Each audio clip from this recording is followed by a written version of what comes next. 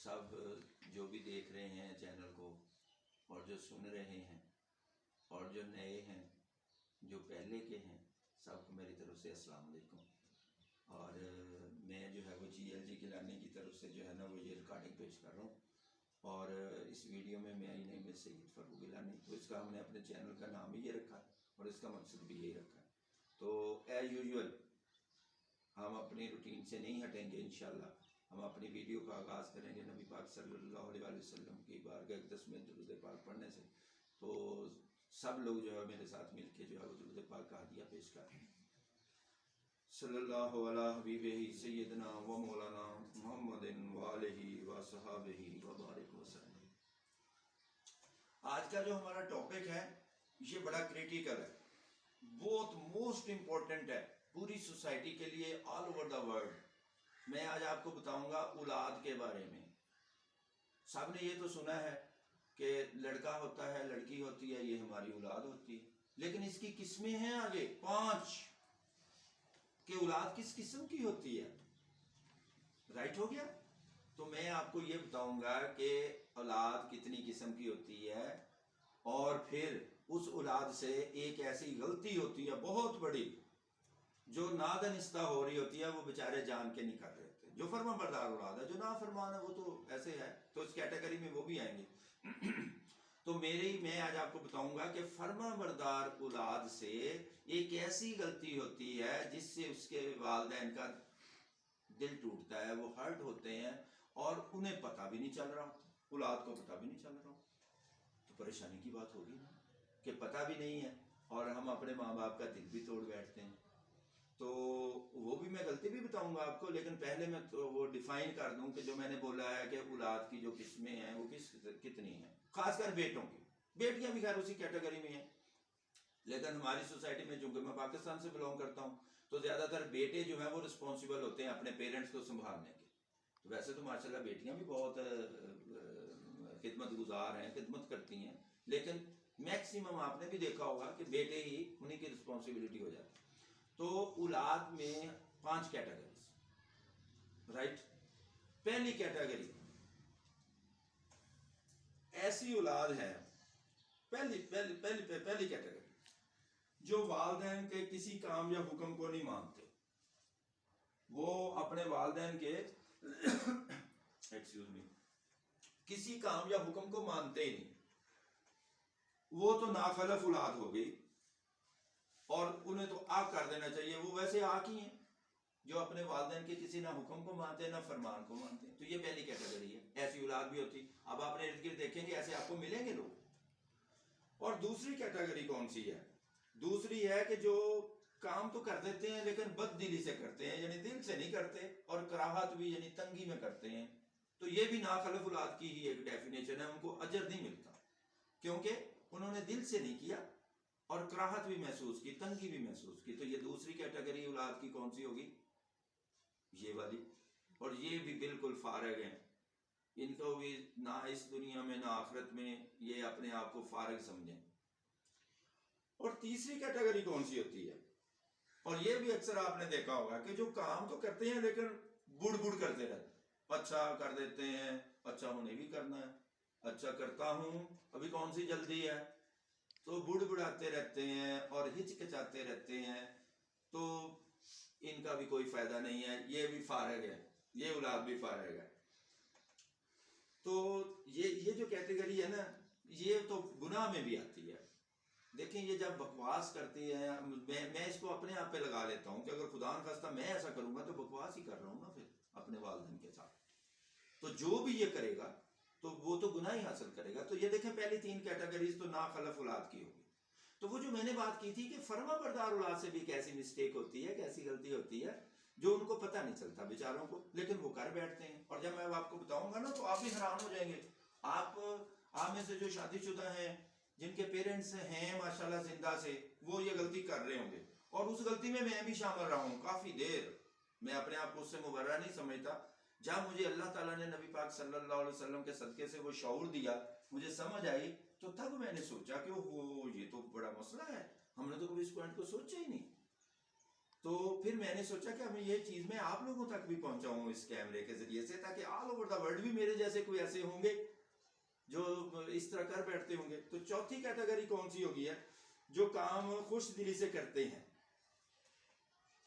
यानी अगर उनके माँ बाप उन्हें कोई काम कहते हैं तो खुशी से करते हैं, तो उससे अल्लाह उन्हें अजर देता है, सवाब होता है।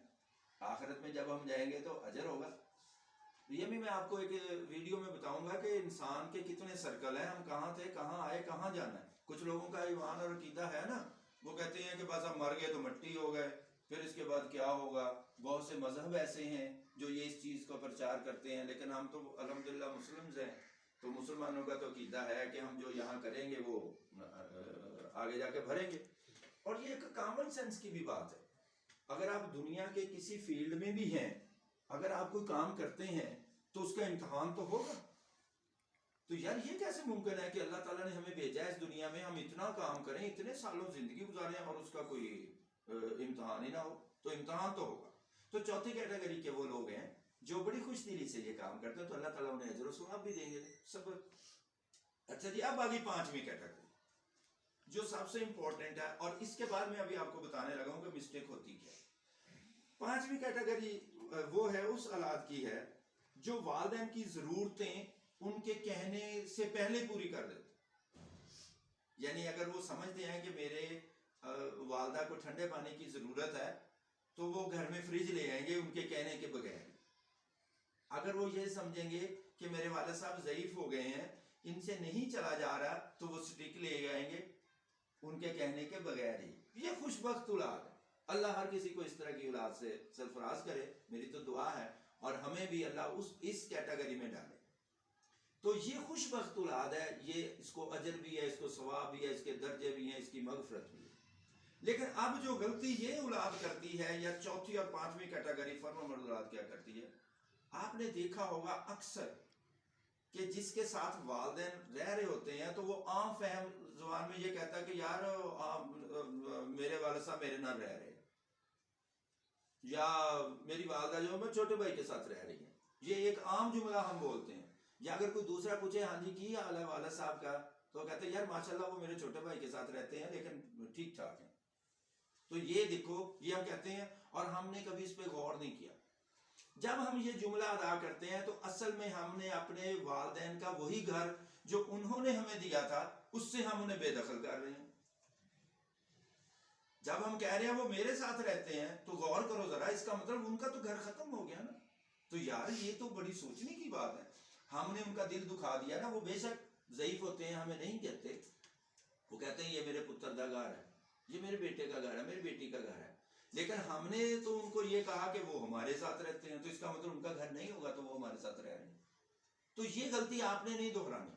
आपने हमेशा ये कहना है कि मैं अपने वालिद साहब के साथ रहता हूं, मेरा भाई अपनी अम्मी के साथ रहता है। ये आपने समझना। पॉइंट समझ आ गया सबको? ये आपने समझना है कि जब आपने जुमला बोलना, आपसे फॉर एग्जांपल आपका कोई दोस्त पूछता है, तो वो कहता है कि जी सुनाओ शाह साहब, सुनाओ जी मलक साहब, चोई साहब, किसी का नाम लेके भी कि किस तरह थोड़े वालिदैन, आप कहते हैं माशाल्लाह ठीक है, अल्लाह का करम है, पंजतन पाक के सदके से बिल्कुल ठीक है। तो कहते हैं जी सुनाओ कितने रह रहे हैं, तो आप कह देते हैं कि वो यार मेरे नाल ही रह रहे। तो ऐसा नहीं कहना, आपने कहना मैं उनके साथ रह रहा हूं। तो इससे उनको प्राउड फील होगा कि नहीं अभी हमारा घर है, हमारा बेटा हमारे साथ रह रहा है। अगर आपके वो अंकल के साथ रह रहे हैं तो आप कहें वो मेरा अंकल उनके साथ रहता है। तो ये पॉइंट आपको समझ आया, ये नुक्ता आपको समझ आया? आइंदा आप इस पे अमल करेंगे ना, और इसको ऐसे ही रिपीट करेंगे ना कि मैं उनके साथ रहता हूं, वो मेरे साथ नहीं रहते। तो ये आपने माइंड में रखना है। ये मेरा आज का लेसन है कि औलाद कितनी किस्म के हैं? 5, और 3 तो गए फारग ना खला, 2 जो फर्मा बरदार हैं उनसे ये गलती होती है। तो हमारे वालिदैन हमें नहीं कहते। और इसके अंदर एक और मैं हल्का सा नुक्ता भी आपको ऐड कर दूं कि जब औलाद मकान बनाती है, नए हम अपनी मकान रहने के लिए बनाते हैं ना, कंस्ट्रक्शन करते हैं ना, तो आप गौर करें, बहुत से ऐसे लोग हैं जो मकान जब नए बना लेते हैं तो अपने माँ बाप का कमरा ही नहीं बनाते।